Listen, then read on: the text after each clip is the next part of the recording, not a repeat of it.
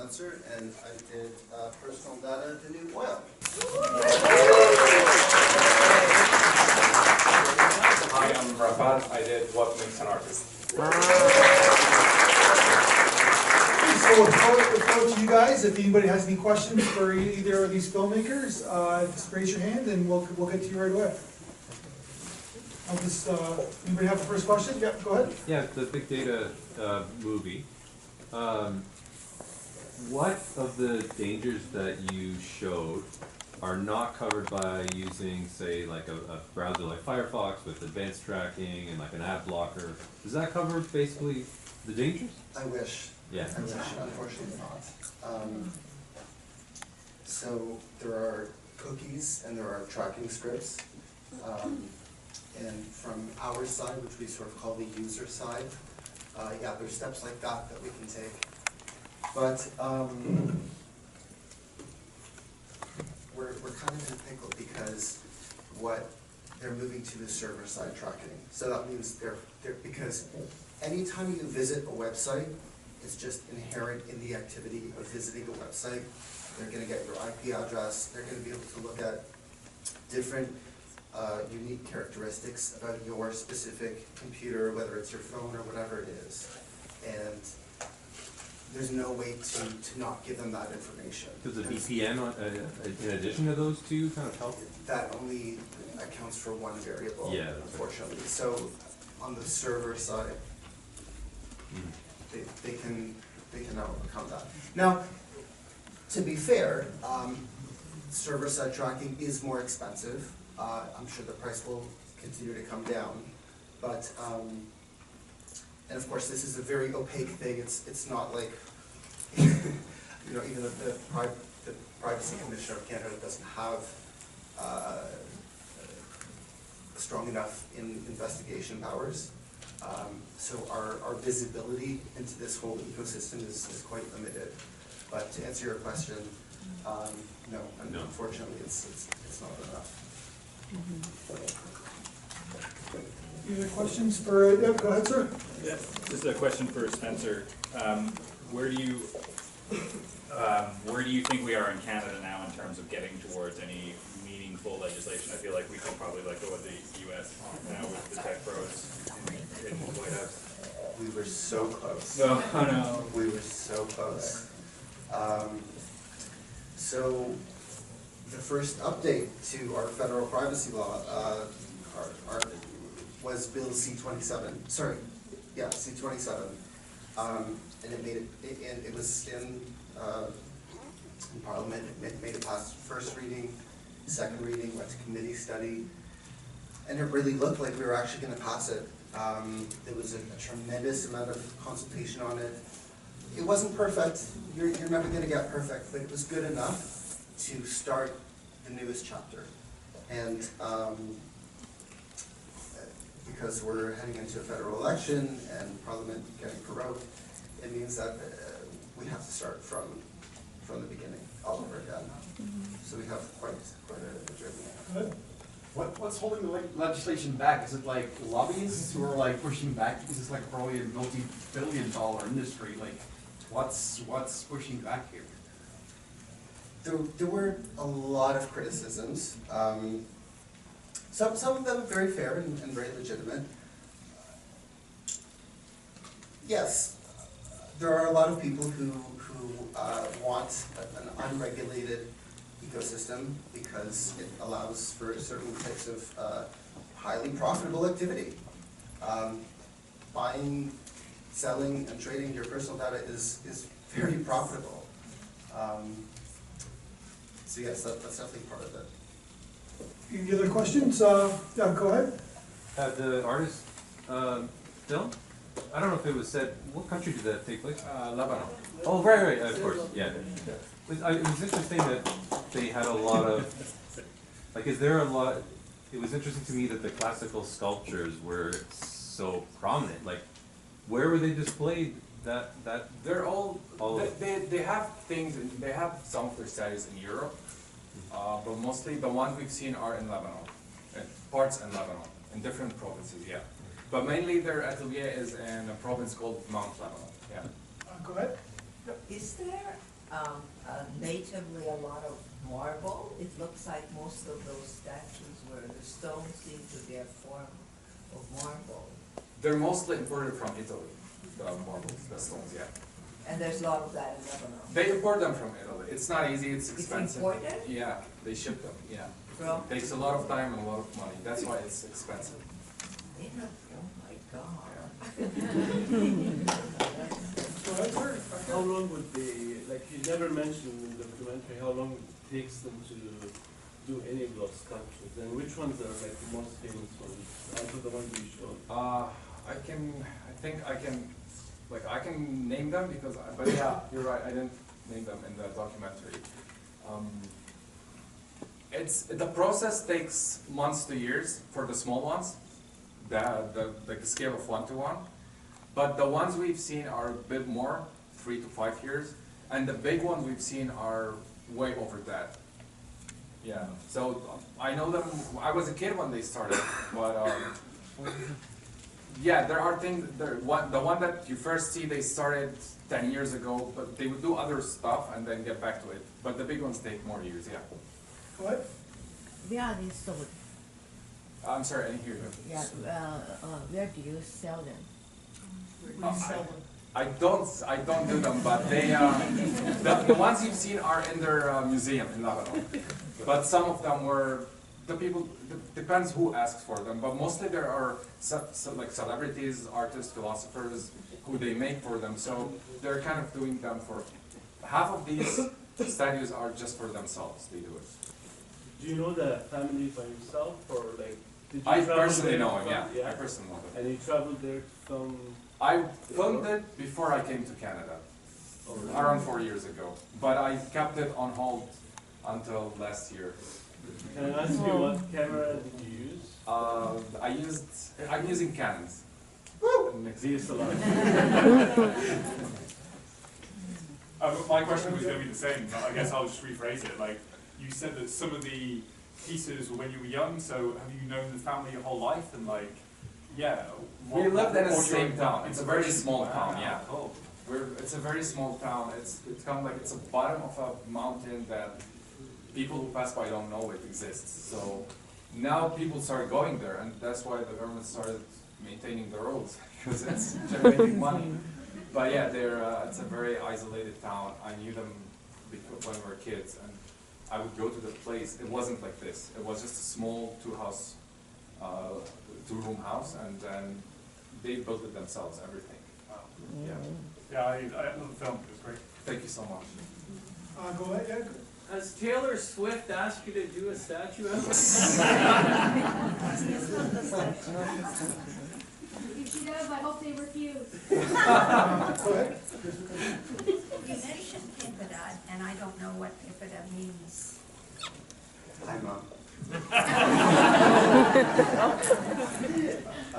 The acronym, Protection of something in the Electronic Documents Act. It's the federal privacy law that's currently active. They wrote it before Facebook existed. It's really, and we've tried doing what's called reading rights into it, which is a very sort of contentious thing, but yeah, Pipida is the old one. So that's what you said the government was redoing before it got paroled? Yes, Bill C-27 would have updated and modernized Pipida to bring it in line with, for example, in Europe, the GDPR, that's what they call theirs, is much more modern, is much more up to date, has things like the right to be forgotten, for example. So if after a certain number of years, if you have information that you'd like to be, your personal information, you'd like to have that removed from Google, that's a right that is enshrined into the law. Other things like the right to correct your personal information if there's a mistake, things like that. Last row. First, I wanted to thank Wall of Sound for hosting this event. This is my first time. I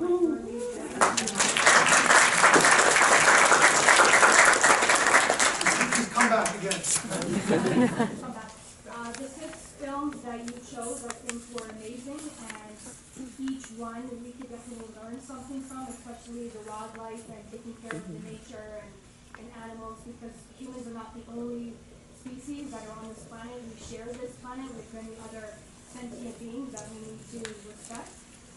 For the gentleman that did the documentary in Lebanon, those statues are beautiful, and I didn't know anything about that, so I thank you for enlightening me about that. I think they were absolutely beautiful.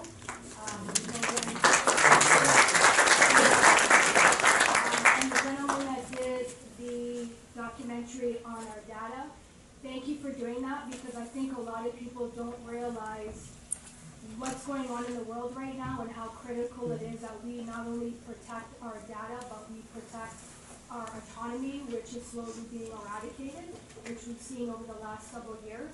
So thank you very much for bringing light to a very important subject.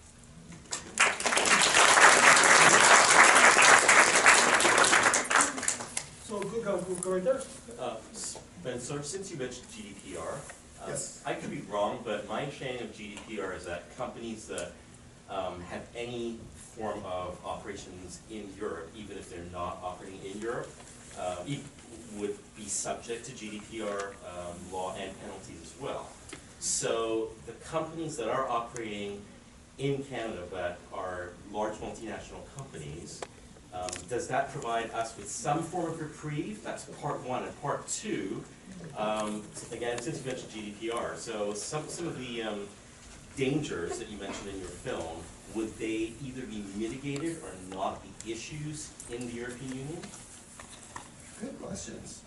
Okay, I might have to ask you to repeat the second part in a minute, but let me try for the first part. So,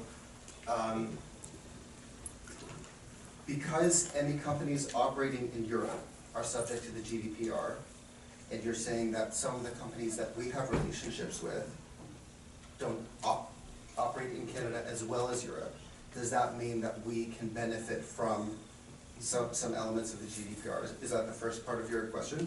Yes, because I know some companies in the US, for example, have actually adopted GDPR because they operate in Europe as well, so that they're kind of covered globally, and they're not then, you know, they're not subject to some of the fines, and some of the fines are very, what's the word? They are very strong, you know. Yes. The financial penalties are pretty huge. And that's the key incentive, that's the calculus that we need to change. Because we have to get to a place where it's more expensive for them not to comply than it is to just comply. Because unfortunately, the way things are is that if the penalties aren't strong enough, it's more profitable for them to just do what they do, and then, every once in a while when they get caught, pay a small little fine. It's a cost of doing business. Exactly. Yeah. So with the fines that operate on a sliding scale like they do in Europe, I think in some cases, the fines can be something like 7% of worldwide revenue. So that's where it starts to change company behavior. But to answer the first part of your question, not explicitly, no. But when companies are building compliance systems, because Canada is a small enough market, sometimes it may not be worth it for them. It takes too much effort to build, okay, we're gonna silo this set of data for Europe, and we're gonna build these privacy compliant systems, and then we're gonna build a whole new compliance infrastructure for Canada and a whole new one for the States. What ends up happening in practice is that the lowest common denominator wins. Sometimes. So sometimes we can kind of accidentally benefit, but we wouldn't have any recourse to rights that are enshrined with GDPR, from my understanding. Go ahead. Yeah, I was just wondering, given that there are these stricter privacy controls in Europe, has it had a measurable effect on you know, the kind of propaganda and political shift that we're seeing here? Is there a measurable difference? I know Europe's different in a lot of ways, but they are still having their, you know, same sort of troubles with sort of a, you know, this rise of fascism and other things. Is there data to support that it's having a measurable effect? There's always more research to do. I can tell you about two things. Remember Cambridge Analytica? Well, one of their campaigns that they worked on was leave.eu, Brexit. That's quite concerning.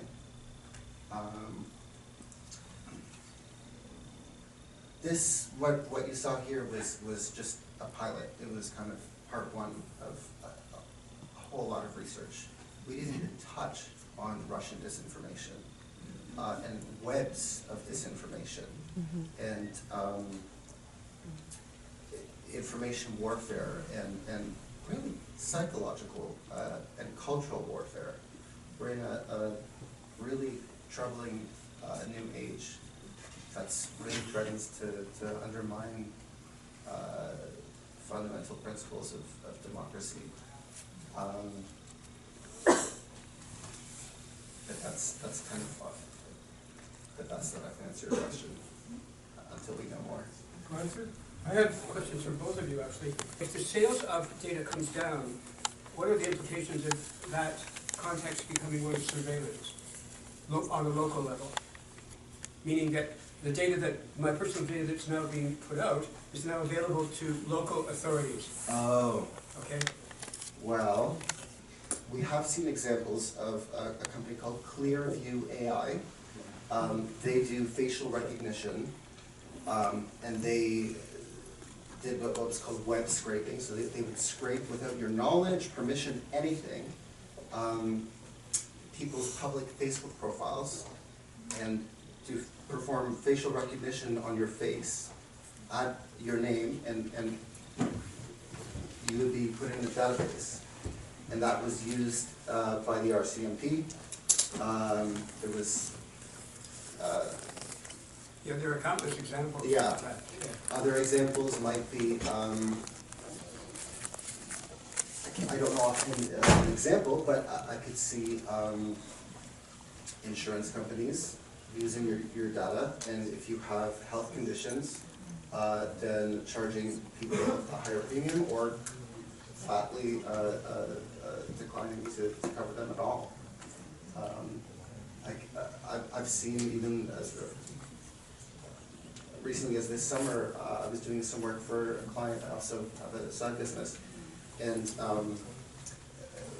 I was creating a website for them, and for the exact same product, on one browser where I hadn't cleared my cookies, and another one for the exact same product from the exact same supplier, 2 different prices. There's a whole number of different ways that data can be used, some worse than others. Yeah, I don't want to draw you in more, but I could have a conversation with you for a long time. Let's talk. Sure. Okay, and I have a question for you, sir. Do you think that the access to the artwork that exists now in Lebanon relative to your work and others, tell me about your understanding of the current state of Israel in Lebanon. And I knew that someone else would bring up the question about it. And so the question is particularly objects that are in the landscape rather than necessarily museums, but that's not necessarily the case because it could be a cultural kind of genocide as well. That's not relevant. So the question is, has it had That any is effect? partially though. Has the Israeli involvement in Lebanon had any effect? On artists, you mean? On the kind of art that you celebrated in the film? You don't want to say yes. Oh, yes, for sure, yeah. Okay. There's no, but I don't want it to drag on, but yeah, for sure. Okay, I just It's wanted 80 to- years and we're. to get this thinking- confirmation yeah. from you that that Yeah. could be the case, okay. But thank you so much. Okay, sure enough. All right, one last question, make it positive. Okay, I'll be very quick. I just want to first comment, the sculpture you created is absolutely beautiful and just fantastic. And I would like to ask you, I think it's a fantastic documentary, very incredibly enlightening. Now I wanted the later name. But what motivated you to make this? And did you do this on your own, or are you working for someone? Currently, it's just me. Well, it's incredible. One day, I hope to have a team of people and build a nonprofit and kind of do this kind of thing. I'm now in law school, actually. I did this before starting law school. That was kind of my whole motivation. Yeah. It's extremely well done, but it leaves me with such a sense of helplessness. Because what do you I hear do you. with this? Believe me, I hear you. I hear you. It's look, the first thing that we have to do is just teach the general public about the issues so that we can be engaged in the democracy and push. Like the Bill C-27, we have to push our politicians to vote for it, to push it ahead. So it goes to a second reading, so it goes to committee study, so that the democracy only works with an educated population who's pushing for the change that we need. So we have to share the information so we can all participate in this. So I know it. I understand your motive. You want, this is an activist documentary for sure, and you want to motivate.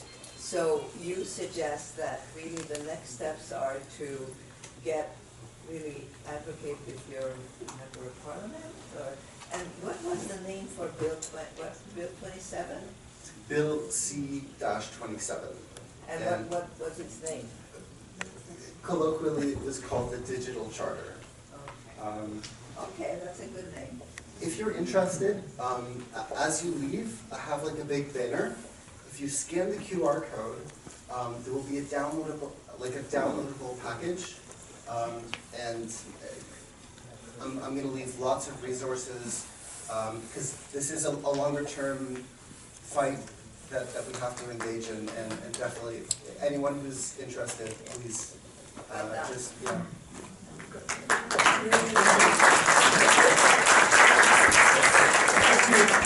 I guess the irony of getting it out there is to go on the sites that steal our data. All right, thank you everybody for coming. Thank you to the filmmakers. And, thank you so much.